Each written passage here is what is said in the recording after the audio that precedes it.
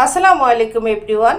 এখানে আমি রান্না করতেছি এগ ফ্রাইড রাইস। প্রথমে আমি পানি দিয়েছি হাঁড়িতে, তারপরে দিয়েছি স্বাদ মতো লবণ। পানি যখন বলকাচ্ছিল তখন আমি চাউলগুলি দিয়ে দিয়েছি, 1 কিলো চাউল। যখন 70% হয়েছে তখন আমি ঝাঁঝরিতে পানিটা সরিয়ে নিয়েছি। কড়াইতে তেল দিয়ে আমি 5টা ডিম আমলেট করে এক সাইডে রেখে দিয়েছি। পরে আবার ওই তেলের মধ্যে রসুনকে ক্রাশ করে দিয়েছি। রসুনের সুন্দর একটা অ্যারোমা যখন বের হয়েছে তখনই আমি দিয়ে দিয়েছি গাজর কুচি, পেঁয়াজ পাতা ছোটো সাইজ করে কেটে দিয়েছি। তারপরে আমি দিয়েছি পেঁয়াজ ফালি, কাঁচামরিচ ফালি, soya sauce, oyster sauce, tomato sauce, চিনি, টেস্টিং সল্ট। তারপর আমি চাউলটাকে মিশিয়ে নিয়েছি।